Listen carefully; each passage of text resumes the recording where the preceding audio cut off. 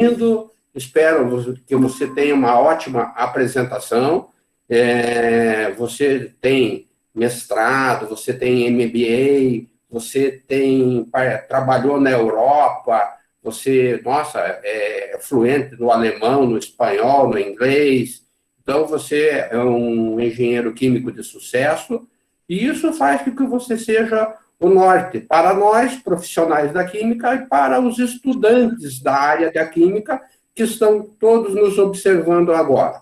Então, pode iniciar sua apresentação. Bem-vindo a esse tema tão interessante para todos nós brasileiros nesse momento que estamos passando, que é a pandemia. Tá bom? Então, está com o manche na mão.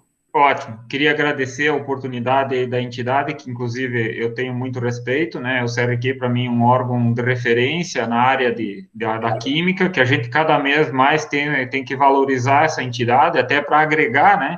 A gente está participando de um período aí que a gente vê, assim, percebe, assim, que todo mundo se desagregando. É muito importante esse órgão, até para nos fortalecer como classe, né? E quero deixar claro aqui que para mim é uma honra poder ter a oportunidade de tentar passar um pouco do conhecimento que eu agrego nesse segmento aí, que é a questão do reuso de água.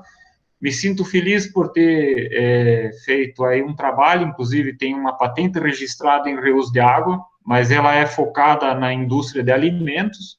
Já fiz trabalhos fora da indústria de alimentos, né, mas foi em função de ter cursado em engenharia química e veterinária, as indústrias de alimentos gostaram muito do meu trabalho aí e acabou indo mundo afora, né?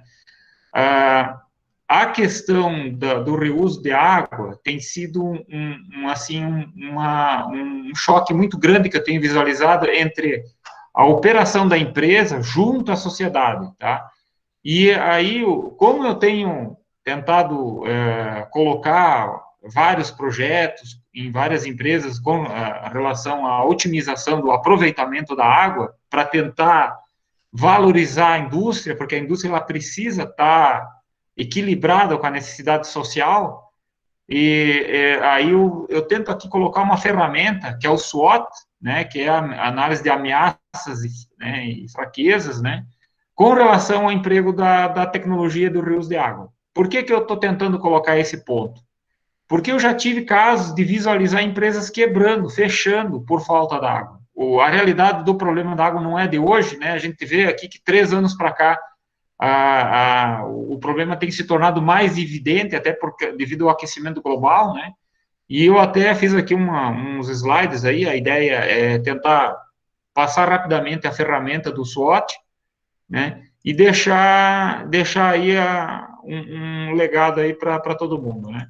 Deixa eu ver se eu tenho aqui a prática aqui de buscar aqui a minha apresentação.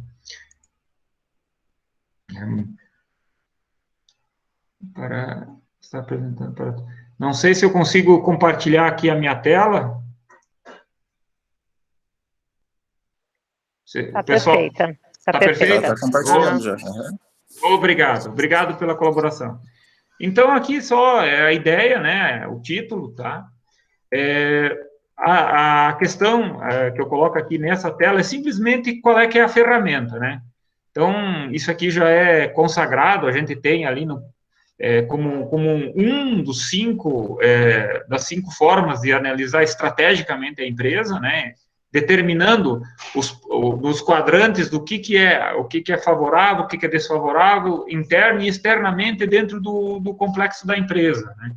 Hoje eu vou dar aqui um foco mais dentro do que seria a realidade da interpretação estratégica do que a empresa quer fazer como um cenário de ocupação do seu trabalho frente à sociedade, né? Então, o que é interno e externo vai estar relacionado à própria empresa, né? A operação dentro dos espaços que ela vai ter, tá? Então, eu fiz aqui vários pontos que eu vou abrir agora na sequência, né? O que é favorável, desfavorável, né? Dentro do cenário quando a gente vai pensar a empresa na interação com a sociedade e na projeção dela que ela vai ocupar na operação financeira que ela dentro dos recursos que ela tem na sua atividade, Uhum. Como analisar? Então, a gente tem que visualizar dentro da operação que cada um tem da sua empresa, qual é que são as forças e as fraquezas, as oportunidades e as ameaças em empregar o reuso de água dentro da empresa, tá? Então, a gente vai aqui desmembrar item a item, né? Aqui fica a grande questão. Se a gente está analisando o risco da falta de água, que dentro do plano estratégico, é o que a gente está tentando analisar, né? Então, o custo da perda do cliente, esse é o ponto nevrálgico, é o ponto que eu coloco como principal.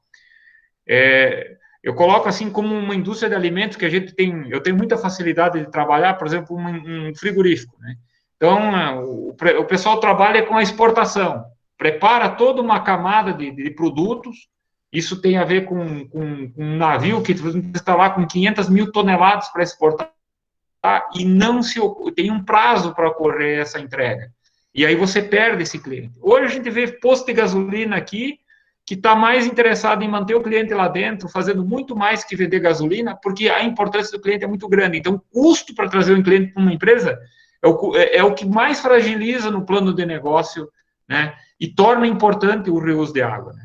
O custo de produtos fora da especificação. No período que a empresa fica sem produzir e ela vai voltar a trabalhar, você vai reativar uma cadeia produtiva que muitas vezes vai perder, né, qualidade daquele produto, o produto não vai atender a especificação em relação à entrega que foi prospectado, né? Então, aí é um custo de você pegar esse produto, retornar o processo, adequar ele, né? O custo da cadeia de fornecedores, né? Então, o caso do frigorífico é clássico, né? Você vai ter a embalagem, né? Que muitas vezes você está tendo que receber sem ter produção.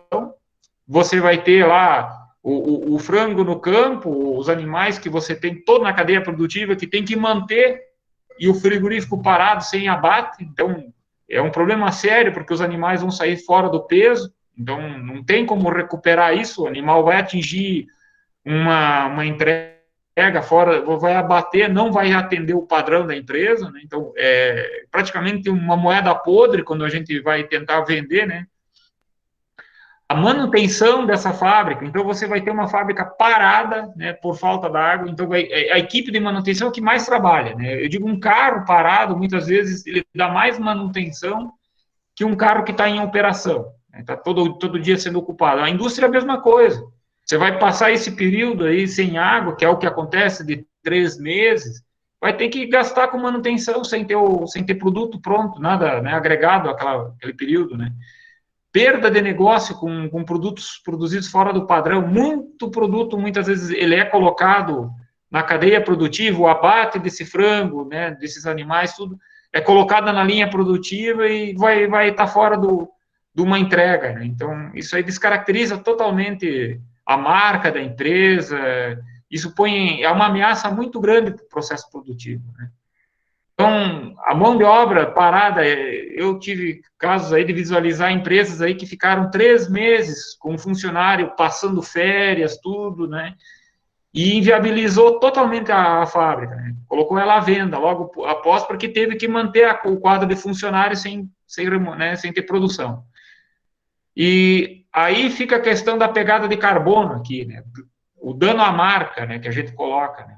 Porque a empresa, muitas vezes, vai estar parada por falta d'água e a gente tem lá a visualização da falta de sustentabilidade dessa empresa. Então, a empresa tem uma marca que na sociedade ela demanda por ter um apelo social, né?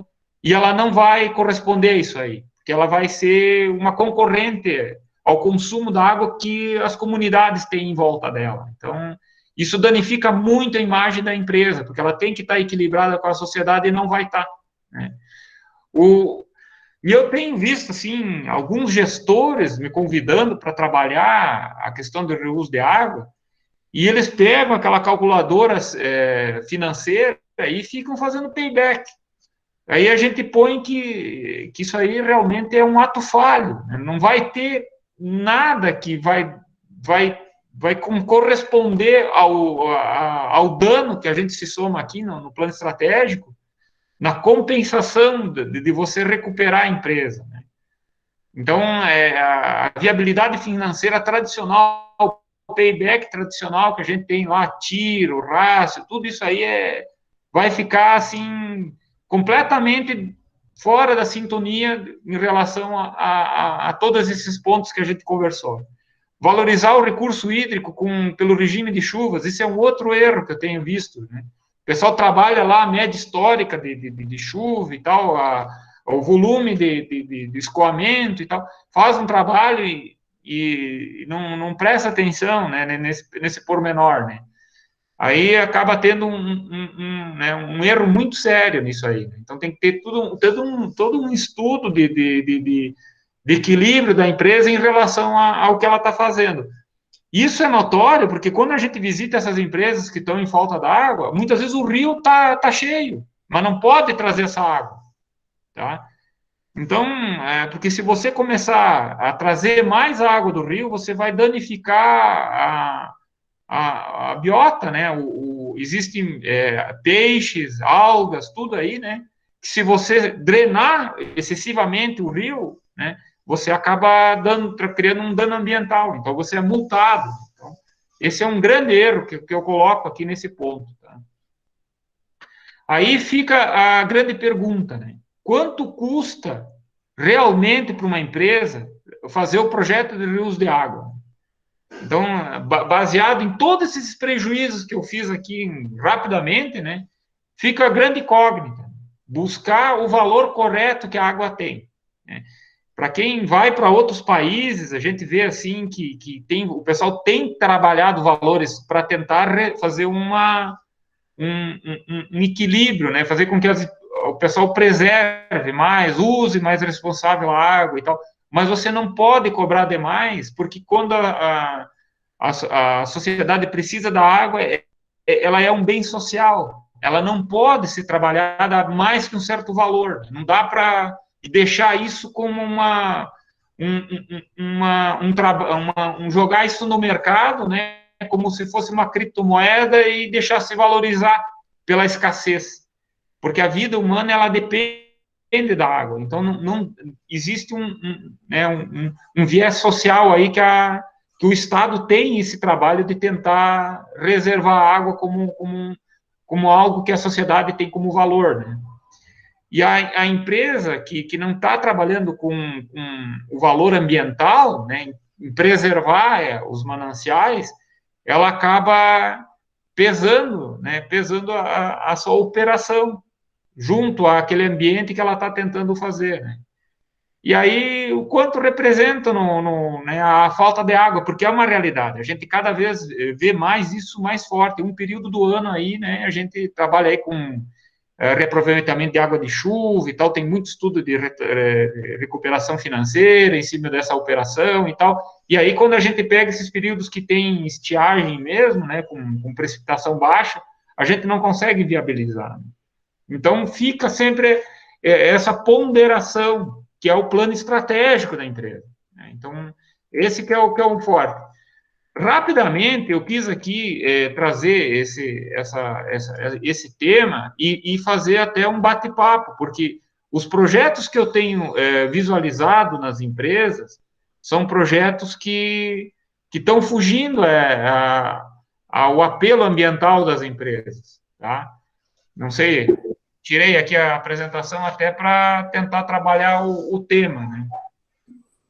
Eu tenho essa patente registrada em rios de água, né? Tenho visto, assim, uma procura muito grande para fazer o trabalho, estou tentando modificar aí o comportamento de algumas empresas em relação ao reaproveitamento de água e vejo, assim, uma inércia muito grande em assumir mudanças. Uma realidade que eu vi na história, né, por exemplo, o simulador de voo, né? A gente analisa aquele profissional que no tempo da Inglaterra lá apresentou o projeto e a Alemanha estava dizimando a Espanha. E esse projeto não era viável, como um projeto de rios de água. Todo mundo, não é viável, não é viável. Surgiu a guerra, não se tinha pilotos e o simulador de voo foi empregado para para preparar pilotos para enfrentar a Alemanha, né? E eu coloco que o Rios de Água é a mesma coisa, né? A gente tem a patente, o projeto está disponível para emprego em algumas empresas aqui, né? E a gente vê uma resistência em fazer o projeto, né? Porque tem ainda esse raciocínio baseado no payback apenas, né? E hoje a gente analisa aí a questão do simulador de voo, nós temos aí as crianças em casa operando isso em casa, né? A gente tem como uma ferramenta de brincadeira, né? Então, eu até queria compartilhar aí a minha experiência com relação a isso aqui e deixar assim como um bate-papo a partir de agora. Ok, então, Jean, então acho que você já quer iniciar. Então, eu queria ser o primeiro a fazer uma pergunta, né? Descreva algum trabalho teu que tenha nanotecnologia química envolvida, né? Eu sei que você tem várias patentes mundo afora, então nos conte um case de sucesso de uma empresa de celulose, por exemplo, né? Que tem muitas aqui no Paraná. A indústria de celulose, ela tem uma realidade, assim, com um consumo de água bastante interessante. Até eu sei que aí o pessoal da Klabin aqui me chamaram aí uma época aqui na unidade aqui de Correia Pinto aí, e o Tacílio Costa. E eles me chamaram lá, eles estavam com um problema de água lá. E eu fiquei impressionado, porque o pessoal não tem lagoas de captação, tá?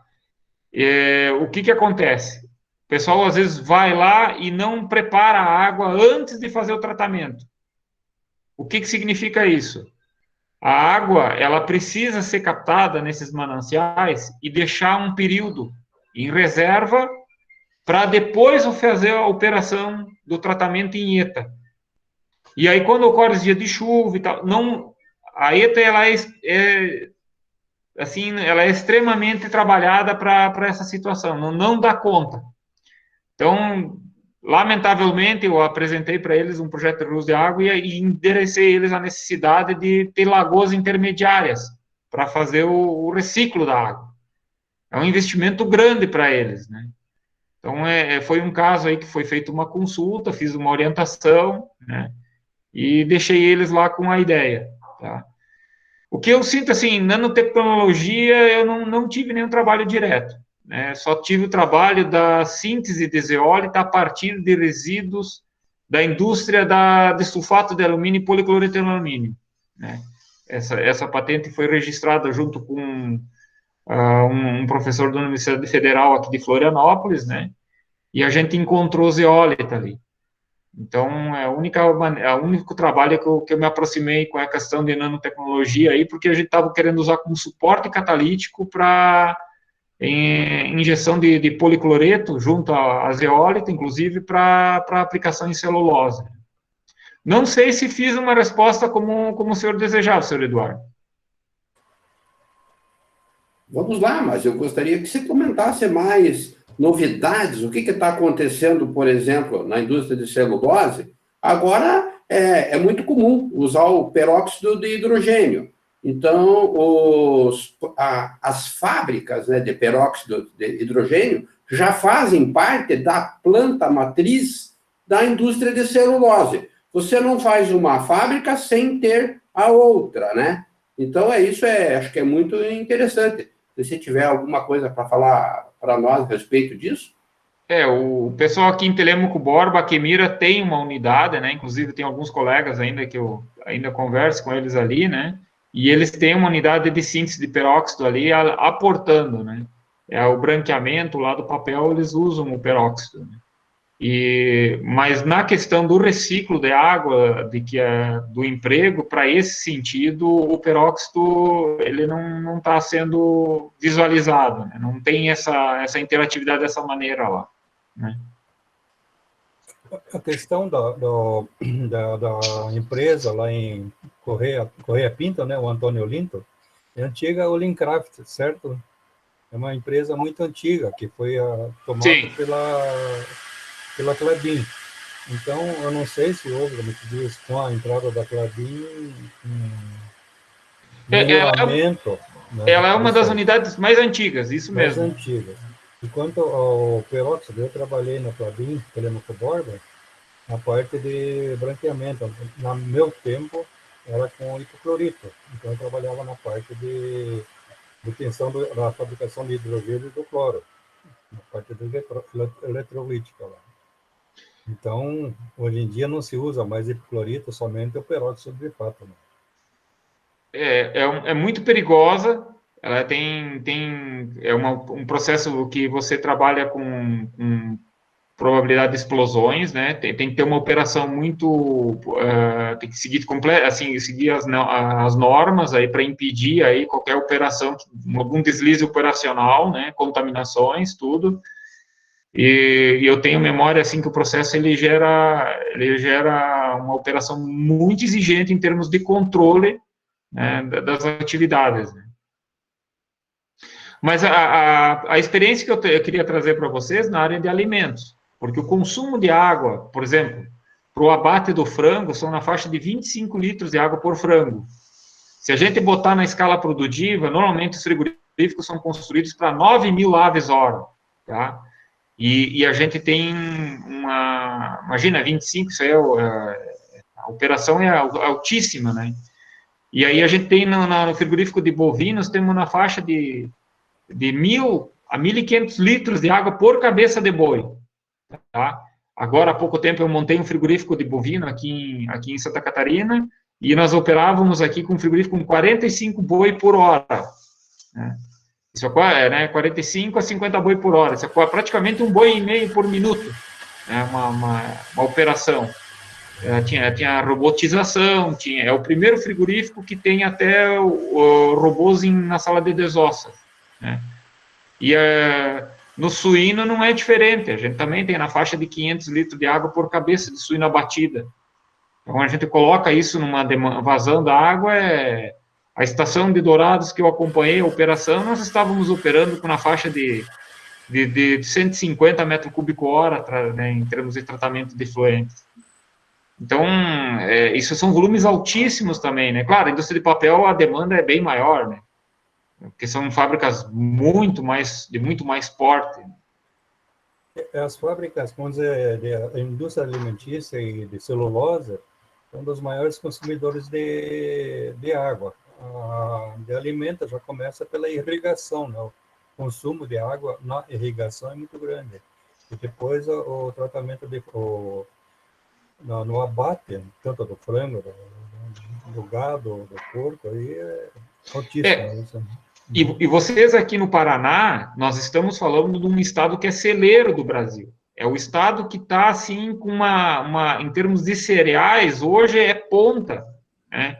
E a indústria de proteína animal tá bem instalada aí né, tem excesso de produção em termos de cereais, que está fomentando até, inclusive, Santa Catarina, aqui, região né, eles têm uma produção muito boa, né? E a gente sente que agora, lentamente, os frigoríficos começaram a ser ampliados aí no Paraná, que compete mais ainda com a água em relação a redes públicas e outras atividades industriais que a gente já tem na região. E por isso que eu digo, muitas vezes os projetos que são encaminhados são visualizados apenas por payback. E esse é o grande erro. Ninguém está analisando a fase estratégica das empresas. E quando a gente começa a viver um período de carência da água, vê a importância do trabalho do químico, né, do trabalho de fazer o tratamento, em recuperar e retornar a água para todo o processo. A Ambev, ela é muito bem posicionada por fazer trabalhos com reuso de água. A gente vê aí o pessoal com filtros de membrana, eles usam muito, eles estão empregando muito bem, eles captam a montante da estação, quer dizer, toda a água que eles estão jogando no rio, eles estão pegando para o consumo. Isso devia ser mais que um posicionamento né, como um plano diretor de empresa. Eu vejo que o que eu estou querendo colocar hoje para a indústria de reuso de água é que ela pegue toda a água dela e recupere ao máximo. E essa patente que eu registrei aí em rios de água, em frigorífico de frango, na parte do chiller, ela é o ponto mais perigoso para a indústria de alimentos, porque é o momento que o frango ele é colocado em tinas de água e é imerso nesse sistema de resfriamento, e essa água ela é reaproveitada integralmente. Tá? Então, a gente pega e recupera. Os outros pontos da água, águas cinzas, águas da parte de lavagem de caixas, tudo, isso todo mundo já está fazendo tranquilo. Mas a água do chiller tinha muita restrição em relação à inspeção sanitária para não poder fazer. E precisa de profissionais de química para fazer a monitoração do processo, porque não dá para entregar tudo para a parte da automação. Isso aí dá uma demanda de profissionais de química muito grande para a empresa. Isso aí tem que começar, além dos profissionais de química serem demandados para esse tipo de operação, valorizar mais o trabalho da classe, isso torna mais importante, né, a operação com responsabilidade pela empresa, até porque um produto desses que é levado para exportação, o controle da água dentro do processo, ele é mapeado. A gente não está exportando mais carne hoje, a gente está exportando água, porque um animal para ser abatido, além do consumo da água para fazer a produção do grão, né, limpeza dos animais, né, botar a carne embalada, congelada lá no navio para exportar, isso aí tem um consumo de água que a gente não pode só trabalhar com frigorífico, tem toda uma demanda desde o campo. E a atividade do campo, ela compete com a indústria, nós temos que estar em sinergia. Como você comentou, né, infelizmente, algumas empresas ainda não aceitam o químico como um profissional no tratamento, responsável no tratamento da água e no processo tecnológico da produção da carne, né? Então, estão sendo usados alguns profissionais que não seriam irregularmente usados, né? Citando aqui, por exemplo, o médico veterinário, ele não pode ser um responsável pela tecnologia. O médico veterinário é responsável pelo animal vivo. Daí para frente é um químico que tem que cuidar. Esse aqui é o nosso objetivo, né? É despertar os químicos e as empresas os verdadeiros responsáveis. Carlos, assim, como meu pai era veterinário, eu também cursei o curso de medicina veterinária, eu tenho facilidade de conversar com os veterinários. Eles estão amarrados ao RISPOA. O RISPOA é uma regulamentação que surgiu em 1940, no período de Getúlio Vargas. Tem sofrido todo ano, assim, eu tenho visualizado renovações, né? A questão da água é muito grande. Mas o veterinário ele não tem competência para lá no inciso 304, que tem o padrão de potabilidade da água, porque o padrão de potabilidade de água que a gente tem para a indústria de alimento não é a mesma que o SAMAI, que o pessoal aí, o Sanepar, não é demanda interna da indústria de alimentos. E a gente tem necessidade de ter um profissional de química para fazer esse trabalho. O veterinário não tem competência para fazer essa verificação. Eu entendo assim, hoje a indústria o frigorífico, ele tem uma cobrança pela exportação em trabalhar dentro da norma. E se não houver um posicionamento em cima da questão da exportação, do mapa, em ter esse profissional lá acompanhando, eu não sei o que fazer. O mapa ele exige um profissional, um veterinário, para liberação da carne. Daí, para frente, sinceramente, ele estaria no exercício irregular. Então, seria o profissional da química mesmo. Eu já peguei caso de frigorífico que estava com um processo em arrolamento há 1 ano e meio, fora do padrão desse inciso do RISPOA. E não tem profissional, eles não colocam lá. abandona a estação lá, entrega o... Por quê? Porque no plano estratégico da empresa, aí a questão agora a água começa a escassear.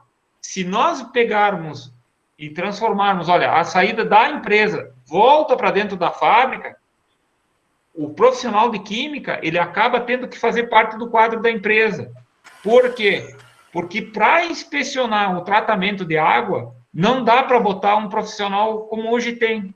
E o reuso de água é uma coisa, não é tão simples como é uma ETA tradicional. Vai precisar alguém para fazer a monitoração no plano estratégico da empresa. Quando a gente analisa estrategicamente o posicionamento da empresa, que está aí operando uma ETA que não precisa nada, que está lá, sabe, que é muito simples uma ETA, se a gente analisar. Mas quando começa a reusar água, precisa do químico, precisa do profissional de química. O negócio da captação da água, eu acho que, não sei se eu entendi mal, a água é captada a jusante, abaixo do rio, não a montante, não é isso? É que você tem assim, você tem a captação e o lançamento. Certo. Se você jogar o lançamento antes da captação, o que acontece? O rio vai contribuir com você lançando tratamento, você vai pegar água do seu lançamento. E aí, a Ambev faz isso. Ela pega justamente para forçar. E ela tem químicos lá. Tu vai lá, tem profissional de química cuidando. Agora, o frigorífico, não. Ele joga uma coisa longe da outra. Usada. E daí não tem. E a legislação tem. Eles estão fazendo mais que a legislação. Aí que fica o convite, né? Quando nós começarmos a não jogar tanta água do tratamento para o rio e deixar tudo isso para a empresa fazer o reuso, o profissional de química acaba sendo importante. Pois é, então a água tem que ter uma legislação que obrigue qualquer tipo de empresa a fazer captação no jusante, não no montante. No montante é fácil. Eu tenho acompanhado algumas empresas na agroindústria aqui com relação a fazer o licenciamento, que é a cada 4 anos, e agora está entrando o reuso de água. É meio que obrigatório fazer isso, tá? Só que um passo de cada vez, né? Hoje eles estão pegando a água só da chuva, porque é o mais fácil, tu apresenta o projeto, vai lá, aprova e passa. Todo mundo bate palma e está resolvido. Só que o convite que eu estou fazendo aqui, ele é mais arrojado. É não lançar nada para o meio ambiente. É fazer recuperação completa. Esse é o convite. E não é difícil, não é difícil. Eu não posso abrir aqui alguns casos de algumas indústrias que eu estou falando, porque eu tenho alguns confidencialidade, senão eu tenho caso aqui, não posso, tá? Mas isso aí está começando quando as empresas estão começando a entrar no plano estratégico delas, analisando esse SWOT aqui, eles estão parando de fazer payback. E eles estão analisando esse prejuízo. Como essas agroindústrias estão pegando um campo de escala muito grande, nós estamos falando assim, de 9 mil, vamos fazer uma conta bárbara, tá? 9 mil por hora de frango, tem frigorífico aqui que está matando 16 mil frango hora. Isso aqui por dia, eu estou falando de um abate eu tenho casos aqui de frigorífico de 500 mil de aves por dia. Imagina isso aí parado por falta d'água. Como isso fica sério, tá? E aí eu falo lá, o frango no campo, porque hoje 3 meses, o frango tem 45 dias, o frango tem que estar pinto e na mesa. Né? Então, a pressão que essa cadeia exige não pode correr risco. Necessidades de recuperação da água acaba sendo um plano estratégico para a empresa. Por isso que eu digo, esse tipo de visão de business está começando a mudar no mercado. As empresas que querem perpetuar a marca, querem fechar com a pegada de carbono, que agora a gente está vendo todo mundo fazendo o cálculo do carbono nas empresas, porque o mercado lá fora está restringindo. Se a tua empresa aqui quer entrar no meu país, quer vender, não é mais só ISO, tem a pegada de carbono. Então, boi que está sendo criado em área protegida não é permitido levar para lá bater, né? Porque o brinco está marcado para aquela área, né? E lá fora eles não vão deixar você entrar com esse produto fora da pegada de carbono. Então, é uma restrição muito grande na indústria de alimentos. Chamur, posso te interromper um pouquinho? Por favor. Já que estamos tocando no assunto proteína animal e vegetal, você tem alguma experiência, por exemplo, que hoje o nosso maior problema é os hormônios de crescimento usado para a criação e abate de frango? Isso está sendo diagnosticado diariamente. Então, você tem alguma, como é que se diz, visão, um overview desses hormônios que são produzidos na China? Não temos fábrica na América Latina, tudo isso vem da China e é colocado nos nossos rios, né? Eu vou devagar porque o assunto é bem impactante, tá?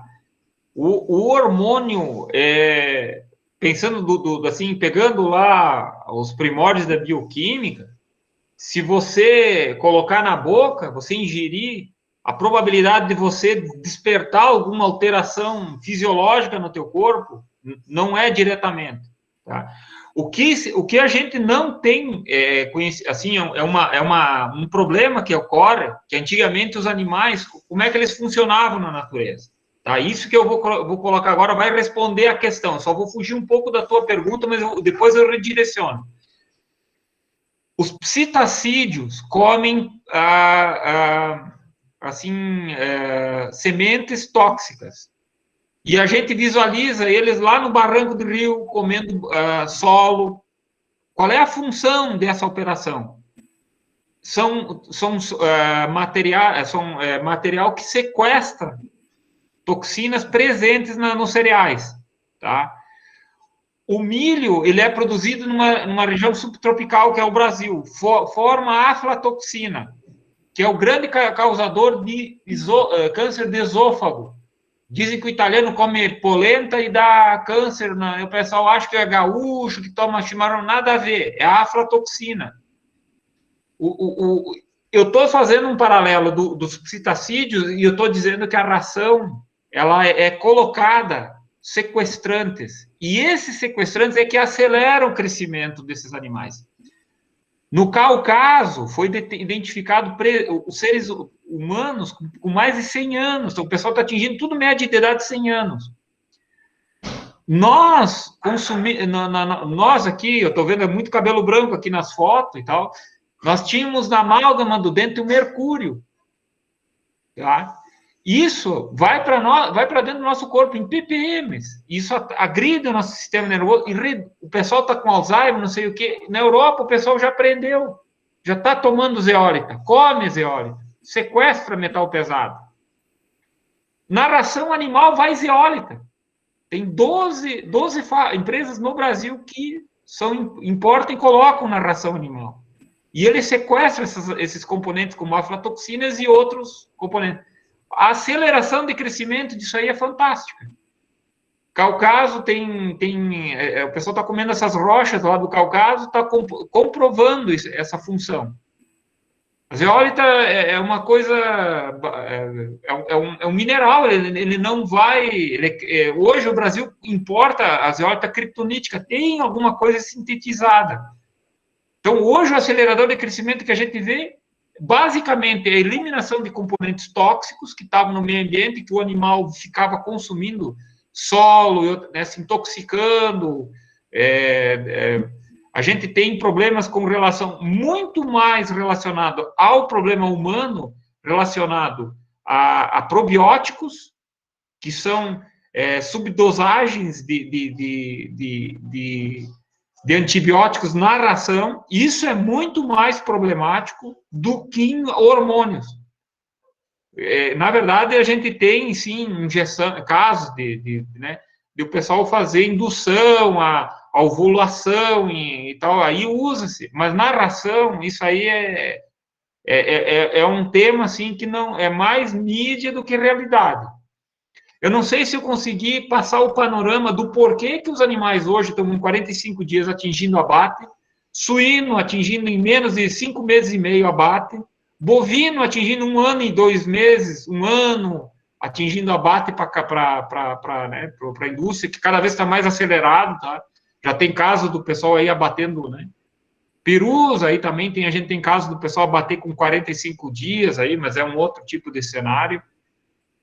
Muito mais relacionado à química de empregos desse tipo de linha, de sequestrantes, de componentes tóxicos, do que basicamente inserção de hormônios na ração animal. Eu acho que, se tu me perguntar qual é o maior problema hoje, a gente vai falar aqui de probióticos, a salmonela praticamente foi erradicada. Não se acha mais contaminações de salmonela. E era um problema no passado. A gente tinha surtos de contaminação. Como é que se explica isso? Os probióticos. Hoje a gente não visita mais, né, esse problema nos ovos. Não sei se eu viajei muito na tua pergunta. Eu me dou satisfeito pela tua excelente resposta, né, e pela outra abordagem que não era visível aos olhos da química, e sim pela bioquímica, né? Então, agora eu abro aí para qualquer outro participante que queira fazer uma pergunta. Jamur, uma pergunta. Meu nome é Dimas. Em relação ao reuso da água, qual é o custo, no caso, numa empresa que você conhece, de se fazer um projeto, e qual é vamos dizer assim, a economia que a empresa faz em média em relação a se ela fizer um reuso de água? Senhor Dimas, eu vou tentar... Assim... Desculpa, só mais uma outra questão. A utilização da energia solar está entrando bastante no Brasil em relação para purificar a água? Ou nós ainda não chegamos a esse ponto? Assim, Obrigado. Não, agradecido, senhor Dimas. Assim, o reuso de água, ele realmente incorpora custo, tá? Quando você faz reuso de água, o metro cúbico tratado de uma água de reuso, ela incorpora custo na cadeia do processo, no estudo de payback. Inclusive, eu tenho uma das 70 publicações que eu tenho é em cima de payback de reuso de água. No caso desse caso aí, que eu estou querendo focar no chiller do frango, só para sintonizar o tema, tá? A gente recupera energia, porque a água sai do sistema, sai na faixa de uns 5 graus, e da natureza ela está 25. E quando eu devolvo ela a 5 graus para um regime de 1 grau, eu economizei 15 graus. 15 graus multiplicado pela vazão fomenta um custo energético aí que a empresa não vai gastar mais, tá? E entra no retorno. No reuso da água, você tem um custo de captação, trazer isso lá do local. Se a empresa faz o tratamento completo, que não é todos que fazem, tá? Você tem um custo em tratar e tal, você reduz, porque a carga dessa água, trazer ela da natureza e abater matéria orgânica, é menor o custo do tratamento em relação à captação da natureza. Mas ela incorpora no retorno, no metro cúbico do retorno. Então, se a gente ficar fazendo estudo de payback, eu fechei normalmente em 3 anos o payback. 3 anos e meio. Isso não é atraente. Não é. As empresas estão trabalhando com estudos de payback, raça, tudo com uma faixa de 1 ano. O pessoal não bota dinheiro com menos de 1 ano em payback. O pessoal não quer saber de 3 anos. Eles não é atrativo. Eles têm... A TMA deles não busca isso aí. Então, se a gente fizer, sendo bem honesto contigo, o reuso de água, ele encarece o processo. Até porque precisa de um profissional mais qualificado. Vai ter que ter um químico na planta. Vai precisar de um químico lá. Não dá para entregar para o pessoal da maneira como a gente já sabe hoje, tá? Eu costumo dizer, tu vai lá na estação de tratamento de água, normalmente não é o profissional mais sofisticado da empresa que está lá trabalhando.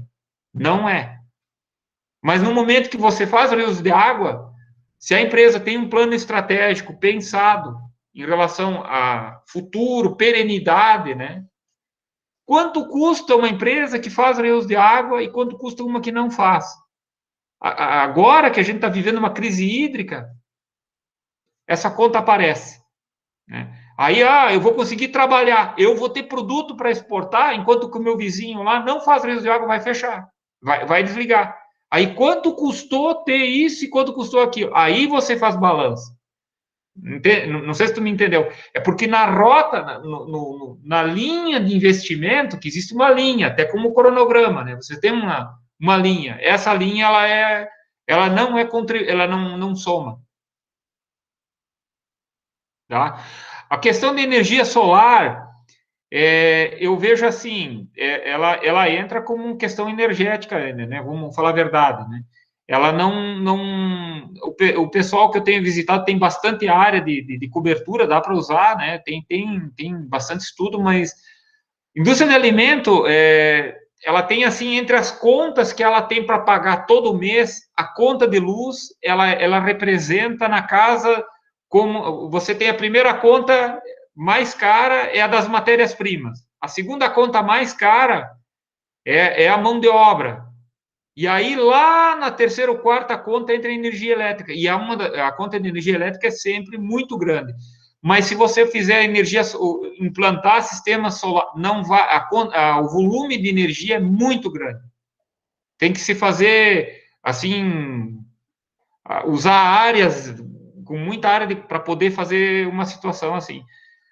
No caso de aterros, que eu já tive trabalho em aterro de classe 2, aí, no caso aí que eu já atendi, o teu sistema de filtragem aí por membranas, que a gente vê aí aterros aí de tratamento com chumbo, é fantástico, isso funciona, tá? É realmente muito interessante, funciona para... Aqui em Blumenau, eu já fui em alguns aterros, realmente retira metal pesado, sistema de membrana é realmente interessante. Quando eu trabalhei na Europa, eu vi para sistema de tratamento de águas de torres, evapocondensadoras, vi funcionando, realmente... Mas é outra visão lá, né? O pessoal lá tem outra visão para isso aí. Mas ela satura, né? São sistemas que saturam, tem um certo tempo você tem que ter, vai descarregar ali, vai ter um resíduo aí do teu tratamento. Então, 100% também não é, né? Mas eu acho extremamente viável. Tem muita viabilidade, tá? Não sei se eu consegui atingir, consegui contribuir, Sr. Dimas. Não, muito obrigado, João Amor. Muito obrigado.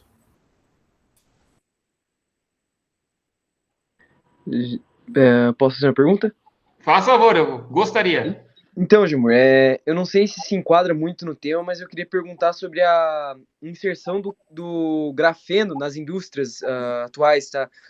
Eu estou ouvindo muito o tema de grafeno, que o pessoal está falando muito, que vai estar muito presente nas indústrias do futuro.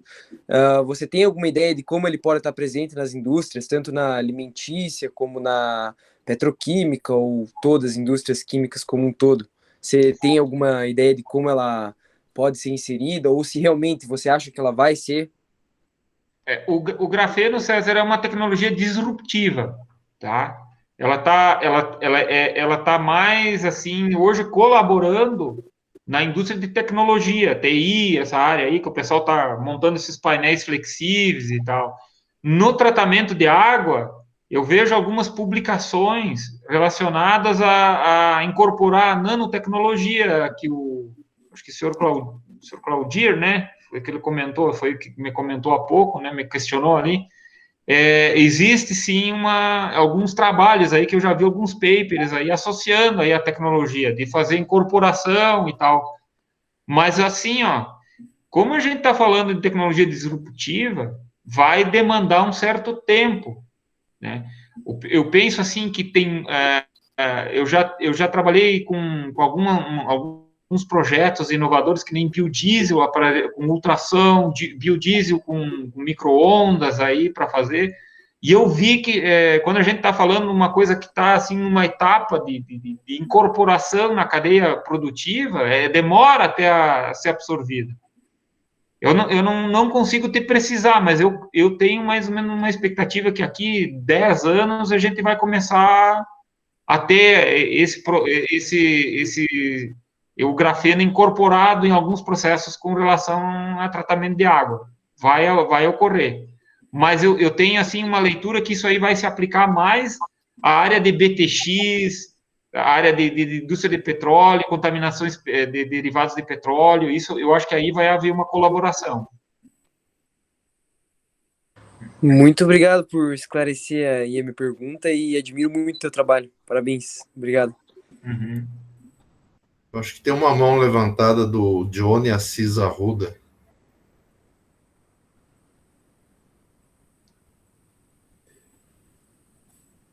Alguém está acenando para a apresentação e queira fazer uso da É palavra? o Johnny. Estava com a mão levantada. Eu acho que ele perdeu o sinal. Ele parece que tá só com a foto ali. Mas assim. Voltou. Voltou. Está sem microfone. Peraí.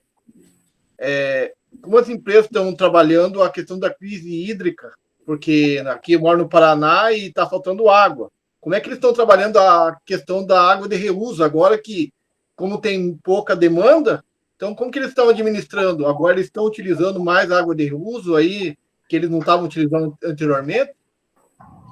A ANA é o órgão que faz a gestão da água, né? Eu acho que, né, isso, né? E toda empresa, ela tem uma licença, uma lavra de exploração. Você faz uma licença, e nessa licença você tem uma demanda de captação que tu está autorizado a fazer.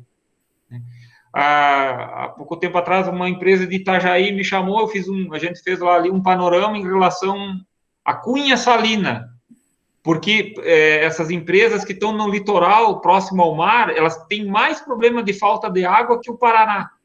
Tá? Porque o determinado período do ano, a água começa a fazer, assim, a pressão do mar, ele entremeia os lençóis, e aí o pessoal não tem água nem para tomar banho. É incrível, tu tá lá tomando banho, de repente o chuveiro pega fogo, porque fecha curto, né? Imagina, você tá fazendo o aquecimento com isso aí.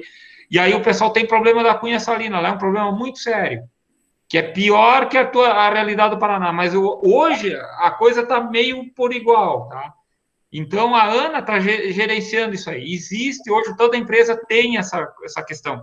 Só que assim, ó, como a gente é brasileiro, a gente sabe que tem aquela história da lei pegar e não pegar. Não sei se já viu essa expressão. É uma realidade, tá?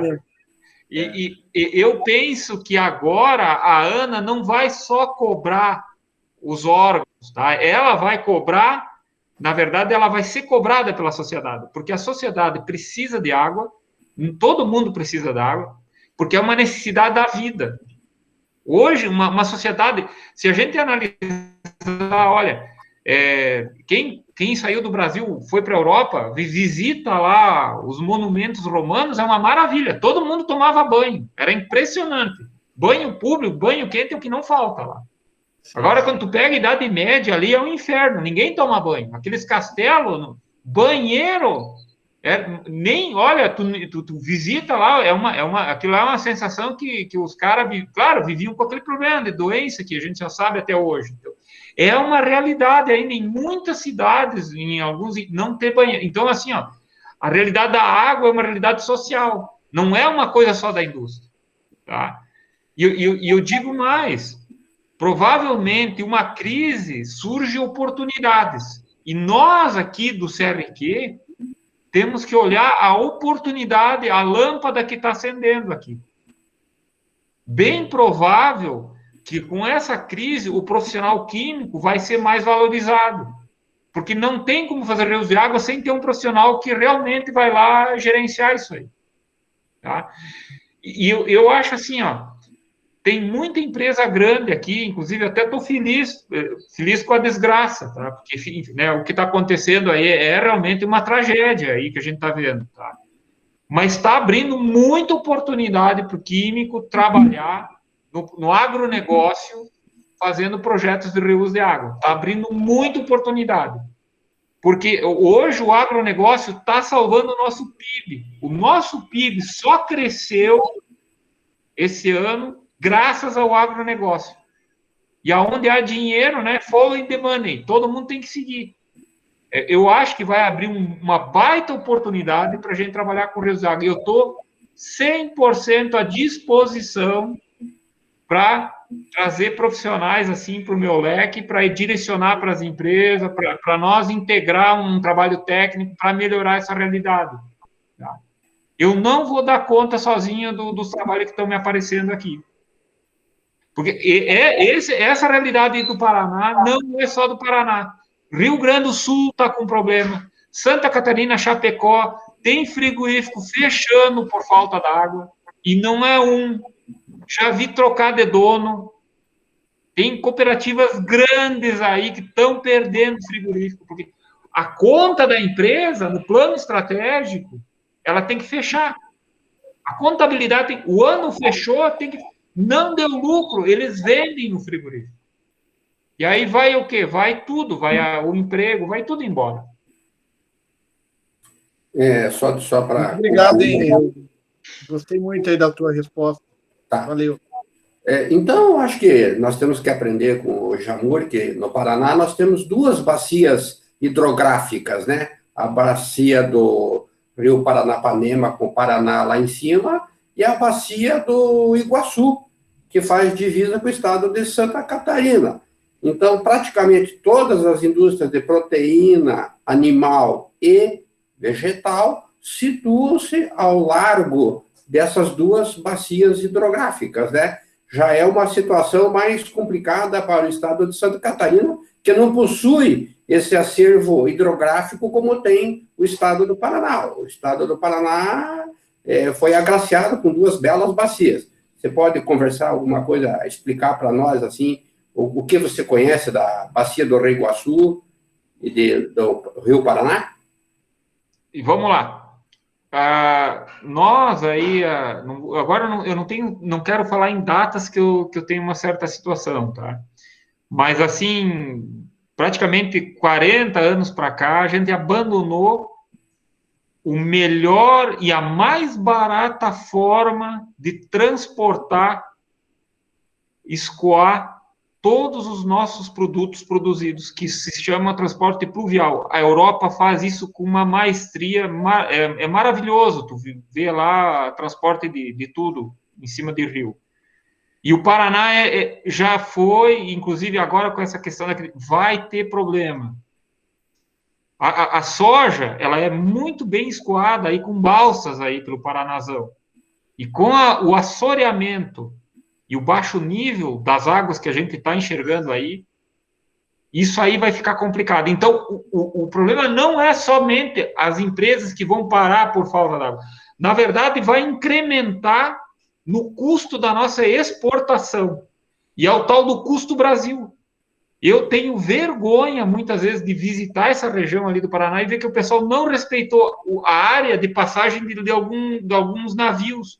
Algumas pontes foram construídas de maneira a prejudicar esse escoamento. É uma coisa assim que não dá para entender a falta de planejamento de algumas pontes aí rodoviárias que foram levantadas aí e atrapalharam bastante essa região. Então, eu vejo, de um lado, uma falta de planejamento, projeto e tal, e, do outro lado, a crise hídrica para piorar o assoreamento dessa bacia. Muito produto que poderia ter um custo Brasil menor, vai ter um custo a mais. Nós temos uma dependência muito grande com o transporte rodoviário. Tá? E o que é um rio? Um rio nada mais é que um afloramento de lençol freático. Se o rio está baixo, a nossa reserva hídrica do subsolo é menor ainda. Né? Eu não sei se eu fugi muito da tua resposta, mas basicamente, assim, numa análise simplória, simplista, né? Porque a gente tem que ter essa visão simplificada do agronegócio, né? E pensar que ele representa tanto o nosso PIB hoje. E a gente lutar contra ele, sabe? Gostei muito bem da sua explanação, né? Você foi bem incisivo e realista, né? E factível. Então, você está de parabéns. Vou deixar mais 3 minutos aberto, o nosso tempo já está se esgotando, mas eu vou lembrar todos os ouvintes que a tua apresentação estará à disposição no site do CRQ9, né? E, por gentileza, deixar o seu currículo também com as suas experiências para que os nossos teleouvintes possam, né, ter acesso ao seu contato. Então, por mais 3 minutos, teremos perguntas ainda. Por favor, alguém deseja fazer uma pergunta?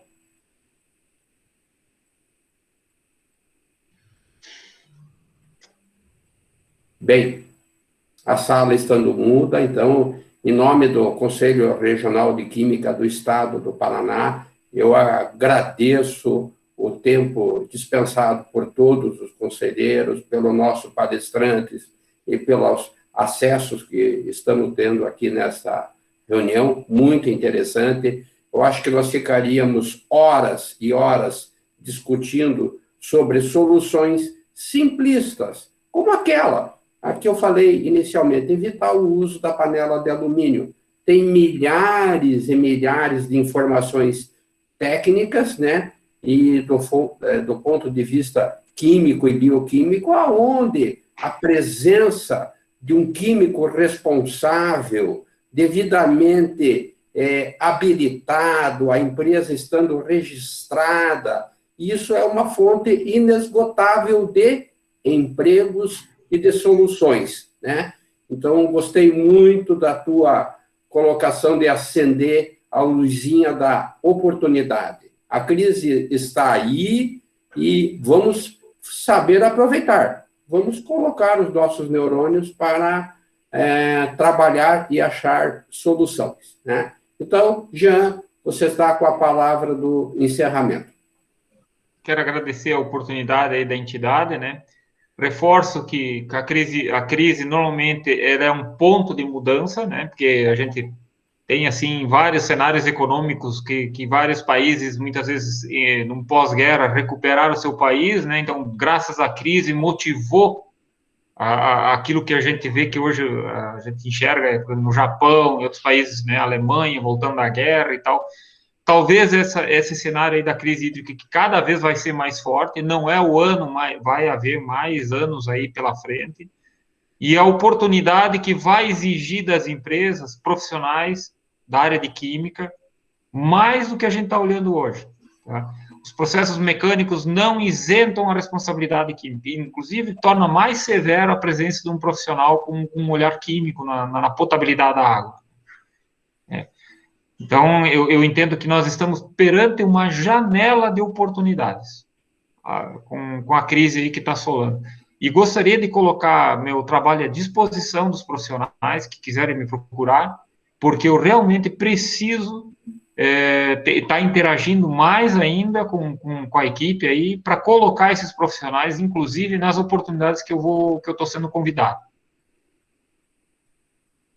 Tá. Então, só para encerrar, eu gostaria de informar a todos que Curitiba foi agraciada, né, com uma entidade do Senai, onde tem a formação de especialistas, né, em tratamento de água, né, e essa unidade lá já formou centenas, milhares de profissionais, que praticamente todos estão trabalhando na Sanepar. Então, é um belo de um convite, é uma bela profissão, né, você saber que nós temos aqui no Paraná uma instituição desse naipe, desse gabarito, fornecendo profissionais para o mercado. Inclusive, podem me colocar o pessoal falando comigo, se eu puder, eu posso indicar aí o pessoal aí nas oportunidades que eu estou sendo convidado, e para mim será uma honra poder valorizar esses profissionais. Faço questão. Então, tá. Alguém tem mais alguma pergunta? Cláudio Luiz Jeromel Barreto, você está nos ouvindo? Liga teu microfone. Foi ótima apresentação, parabéns. Muito obrigado, seu Cláudio. Muito obrigado, agradecido. O Cláudio Luiz Barreto é famosíssimo aqui no Paraná em seus trabalhos de reutilização de água também, né? Temos aqui várias pessoas participando que são fantásticas aqui na área da química, né? Então a última oportunidade. Alguém que deseja fazer mais alguma pergunta? Parabéns, professor Jamur. As considerações foram boas, viu, professor? Eu acho que eu tenho só agradecer. Eu acho que eu, aí, pelo conselheiro aí do CRQ, tenho que só agradecer a sua presença. Eu acho que foi importante. Eu acho que muitas pessoas tiraram proveito. Eu acho que isso é importante. E eu acho que o reuso agora está aí. A gente não tem que fazer, tem que reusar, fazer o reuso, porque não tem problema de correr, né? Como diz, tem que correr para o reuso. E os condomínios aí, o senhor sabe, a partir de 2004, 2005, são obrigados a ter o reuso de água, né? Então, acho que agora, aqueles que estão com a bomba desligada, não tem que voltar de novo a reutilizar. São vários que deixaram secar as bombas e não estão nem usando, porque uma deles, eu era o meu exemplo do meu condomínio, eu tenho certeza que estava estragada a bomba lá. Mas agora o pessoal tem que voltar a reutilizar essa água aí, porque não tem o que fazer, né? Emerson, esse teu cenário aí, eu tenho 5 condomínios de luxo que eu fiz projeto ali em Florianópolis, tá? A gente, só para lembrar, na Alemanha, na Segunda Guerra Mundial, eles tinham muito caso do pessoal jogar cianeto na estação e beberem água. E sabe que houve assim, isso não é colocado, o pessoal tu não acha isso, mas eles lá passaram por isso aí. E aí a gente trabalha com land farming, tá? Faz sistemas de zonas de raízes para sequestrar amônia e tal, e sequestra também esses componentes tóxicos. Né? Então, claro, isso não dá para fazer como já me aconteceu de me chamarem aí para algumas empresas. Eu fui lá e disse, olha, isso é terciário, é simplesmente tratamento terciário. Uhum. E dá para fazer. Condomínio dá para fazer. É o tratamento de águas cinzas, tu acha na literatura. Precisa de um químico, tá? Precisa. E funciona. Eu vi funcionar, já assinei, já fiz por... Meu irmão, isso aí é uma oportunidade para nós. É assim. E salvou vidas, já salvou vidas. A tendência, cada vez mais, a densidade demográfica das populações se aproximarem, e aí a demanda pela água, a não só do espaço menos poluído pelo ar, mas pela água. Sim. Então, essas tecnologias não são novidades, são antiguíssimas. Sim. Só que para operar isso aí, não é só ligar cano e bomba, tem que ter alguém lá olhando. Né? E aí a importância do químico é uma coisa que não tem explicação. Não é só do aspecto microbiológico, é na parte de contaminantes persistentes, né? Sim. Daí vem os complexos úmicos, que também é um outro desafio que não tem hoje tempo para conversar, mas pode ser uma próxima, né? Uhum. Mas a gente tem que trabalhar com a área química nesse segmento. Tem muita oportunidade. Eu só acho estranho, eu acho uma coisa assim que não me entra na cabeça. Por que condomínio de luxo em Florianópolis faz reuso de água e essas grandes habitações não fazem? Porque virou hoje... É um padrão assim, ó, o sujeito meio... Assim, aquele pessoal que fica com aquela visão meio... Vamos comer só...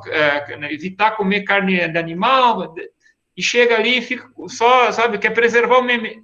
É o que o pessoal consegue pagar. Agora, a grande massa de brasileiros, a grande massa da população não está fazendo, porque, né, a questão não está sendo posta, o conhecimento não está disponível para todo mundo. Não sei se tu me entende. Existe uma necessidade desses profissionais estarem... Quem pode pagar por um serviço desse? É poucos. Poucos, exatamente. Chama-se apelo ecológico, né? E é isso que a gente tem que interpretar, entender e pagar por isso. Eu acho que quem pode mais vai ter que pagar mais, isso do ponto de vista social. Quem não pode pagar, alguém terá que pagar essa conta. Que sejamos nós, então, né? Quem que não quer receber parentes? Olha, eu estou reusando água, né? Eu estou preservando o meio ambiente. A minha parcela de culpa ambiental, eu estou resolvendo, né? É interessante isso, né? É bem como o senhor falou, senhor Eduardo. Eu penso nisso também. Eu acho que deveria ser mais divulgado, né? Não deixar só para essa faixa, né? Para essa camada social. Devia ser mais abrangente. Então tá, eu considero encerrada essa sessão, então, de ciclos aí. Mais uma vez, Jamur, agradeço do fundo do coração, em nome do Conselho Regional de Química da 9ª Região e de todos os profissionais, né, da química que estão nos vendo agora, do fundo do coração, por você ter aberto o seu coração e a sua mente para que nós possamos tirar algo de aproveitável e aplicarmos nas nossas vidas, né? Então, muito obrigado e boa noite a todos vocês. Eu que agradeço. Muito obrigado a todos aí. Agradeço o tempo de todo mundo aqui. Um grande abraço, parabéns. Boa noite. Muito bom, obrigado. Boa noite. Muito obrigado.